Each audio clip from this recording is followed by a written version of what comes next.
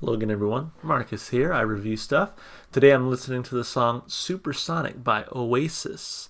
This does come as a request, so as always, if you would like to request something, leave it in the comments and I'll be sure to get to it. So I've heard this song before. This is one of the very few Oasis songs that I have heard before I started my channel. Of course, the other one being Wonderwall, and I think Don't Look Back in Anger. I think those are the three that I knew before I started my channel. So I like this song. This is probably one of my favorite out of those songs that I've mentioned. So looking forward to getting to listen to it again. I figured since I've already heard it before, why not do maybe a live performance, and that way I can see, just kind of if that energy and the song itself that I like so much really transfers over to that live setting. So that's what we're going to see here. So we'll break the song down like we always do, but we'll also kind of analyze the performance here. So hopefully that's a nice compromise and you stick around for the rest of the video. So here we go. This is Supersonic Oasis live MTV 1994. It's the live version I found with like the most views. So I figured, why not? We'll give it a shot. Here we go.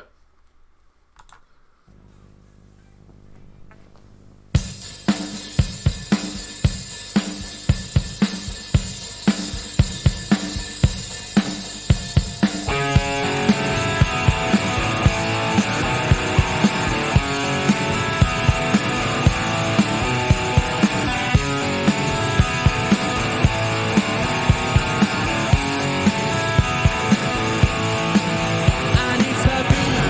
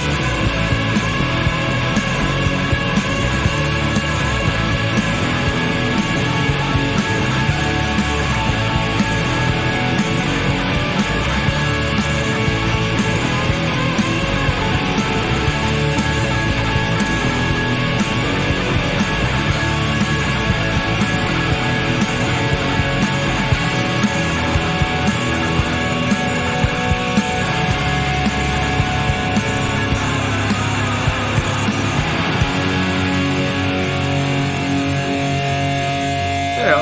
Okay.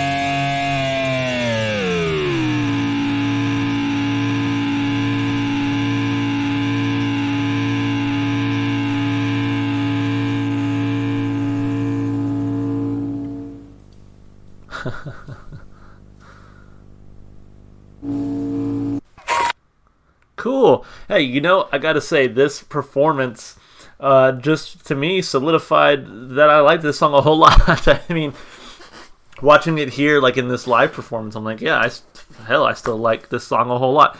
It was just as good hearing it here live as all the times I've listened to it on Spotify. Like they did a fantastic job with it. Uh, Something I couldn't help but think about during the performance, though, was like, is it just kind of like their thing to be just totally like normal and unassuming? Because like they look like once they put their guitars down, they're ready to go back to their IT job, answering phone calls and helping people fix their computers and stuff. Like they didn't have any of that like rock star like flash and showmanship on stage that you come to expect from a performance like this, which is totally fine, by the way. It's just I'm like, wow, that, like, I mean, what's his name? Noah Gallagher? Which one is the singer? I know one of the Gallagher brothers. I guess I can look here. Vocals. Liam, sorry. So Liam Gallagher, I guess he just likes to sing with his hands behind his back, because the other live performance I saw from them, he was singing in the same posture, but just very unassuming. They're not wearing like rock star clothes. They're wearing flannel t-shirts or plaid, not even plaid, just like button up striped shirts and stuff. They look like they could go back to their IT job once they put their guitars down, but. The guitarist, I'm assuming that was, where's guitar? Paul Bonehead Arthurs and Noel Gallagher. So whoever was playing lead guitar there in this performance, unfortunately, I'm still very unfamiliar with all these members, but whoever was playing guitar there, like they were shredding, man. But they were just like just were so unassuming. They're like, yeah, this is just a Tuesday for me. I'm just shredding, and it's no big deal. The bassist was there, just I'm playing some great bass, but it's no big deal, I think the drummer is the one person I saw like some energy from. I guess you just kind of assume like, oh, this is such an energetic song, such a like get up and go song, that you assume that on stage these guys are like giving it their all and rocking out, and it's like, I mean, like they're still giving it their all, but it's just kind of like very unassuming. It reminded me of like one of my favorite basketball players, Tim Duncan, where before the game, everyone shows up, they're wearing their Gucci and their Versace and like their super expensive clothes that they can afford because they're millionaires.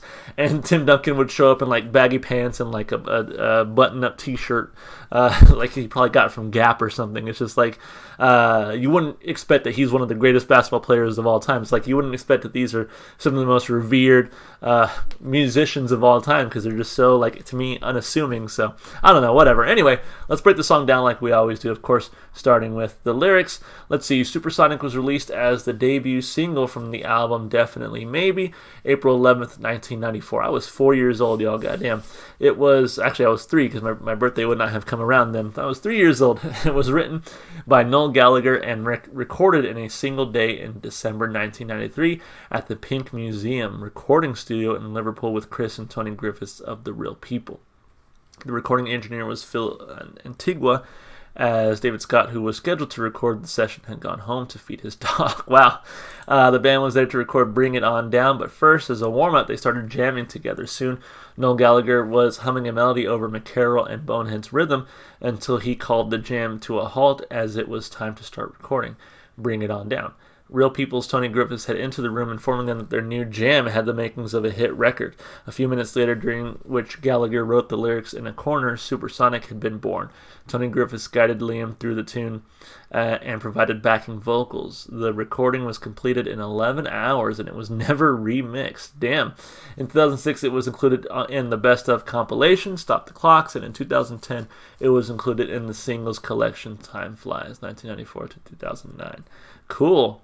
Let's see, in an interview, Noel Gallagher has said that it is his favorite Oasis single. Hey, mine too, so far. And he has kept playing the song live after the band broke up. Wow, nice. I really enjoyed the song, and maybe that's why it seems just so effortless to them, because it was sort of just meant to be a jam, a jam that you took and made into a hit song. But yeah, I love it.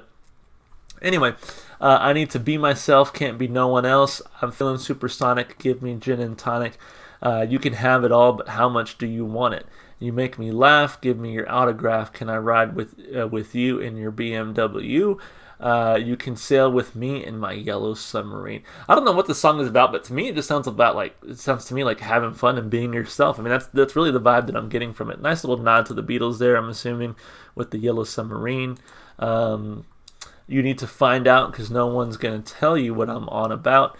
You need to find a way for what you want to say, but before tomorrow, because my friend said he'd take you home. He sits in a corner all alone. He lives under a waterfall. Nobody can see him. Nobody can ever hear him call. Nobody can ever hear him call. So I'm not really sure what the lyrics are talking about, and I never have been. I always just, as much of a lyrics guy as I am, there's some songs where I just enjoy them, and I don't really think about the lyrics. And this has always been one of those songs for me. And for me, like I don't know, because to me this has like the makings of a jam session where it's like the lyrics don't really matter because we're just kind of jamming out, right? You need to be yourself. You can't be no one else. I know a girl called Elsa. She's into Alka-Seltzer. She sniffs it through a cane on a supersonic train. And she makes me laugh. I got her autograph. She done it with a doctor on a helicopter. She's sniffing in a tissue, selling the big issue. What does that mean? Hopefully Genius can help me. Street magazine sold by homeless people. Oh, shit. Still Noel Gallagher complained once someone saw a darker meaning in the phrase. Someone told me the Supersonic was about teenage prostitution. Shit. Maybe not. When she finds out, no one's going to tell her what I'm on about. You need to find a way for what you want to say. But before tomorrow, because my friend said he'd take you home. He sits in a corner all alone. He lives under a waterfall. Nobody can see him. Nobody can ever hear him call. Nobody can ever hear him call. Yeah, again, to me, it's just about having fun and being yourself. But I feel like the chorus really throws me off. I'm like, I really don't know what it is. And I usually try not to rely on Genius and form my own opinion first. But let's take a look and see what Genius says. This guy seems to be an example showing what will happen if you don't find a way to express yourself. Okay, so maybe he's like a homeless guy. I mean, I don't know. I have no idea. Anyway, lyrically, it's interesting. I like a lot of the lyrics to it. It's fun. It's a fun song to sing along to. I know from experience. So 2 thumbs up there. Lyrically, as far as instrumentation goes, like I said, guitar is shredding. That's one thing I love about this song is just the energy that you get from that guitar, from the drums when they first start. The bass work here was really great. Just a fun, energetic song. So again, I was expecting it to be just more energetic on stage, and they're just so unassuming about it. Vocally, I love the way it's sung. You know, he kind of speeds up and slows down the pace of the singing throughout the song, and just the way he says certain words, like the way he's saying, "Can I ride with you in your BMW?" For some reason, just so like fun for me. I don't know. Or I've always loved the "I'm feeling supersonic, give me gin and tonic" part. Like just some of these lines are just such like roll off the tongue lines and just so fun to sing along to, and again the way he sings them, it's like, oh, that's such a great fun line. I don't know. I know a girl called Elsa. She's into Alka-Seltzer. That's another fun one to sing. The song just has so many memorable lines, and the way that he sings them is just so fun. So I give it 2 thumbs up as far as performance goes. Again, I'm biased. I've loved this song before I started my channel. So and then as far as replay value goes, well, I mean, it's kind of a given. 2 thumbs up. It's already on my playlist. I listen to it all the time. Again, one of my favorite, probably my favorite Oasis song pre this channel. I mean, who knows? Maybe you guys will introduce me to one that I appreciate more than this song. But so far, yeah, this is my favorite. So thank you so much for whoever requested it. It was nice to just get to listen to something familiar for once. But it was also cool to see the performance. So I think I'm going to start doing this a little bit more often because people do, request songs that I've heard before. And I like to be totally honest, and if I've heard a song, I like to, just be honest and upfront and say, like, hey, I've heard this song before. But I think that might just be a fun twist on it. If I've already heard the song before, then doing it in a live version, that way I get to also see a performance along with it, I think is going to be the way to do it from here on out. So anyway, tell me what you think about that, and, well, that's it. If you enjoyed the music as much as I did, go support the artist, go listen to their music wherever you can. One place you can find this song, and I think one other Oasis song so far, is in my Spotify playlist. It's in the description below and has every single song I've heard so far on my channel. If you want to support me, just all the normal stuff you do on YouTube, like and subscribe and comment. All right, I haven't decided what I'm listening to next, but once I do, well, of course, you guys will be the first to know about it. Till then, I'll see y'all later. Bye.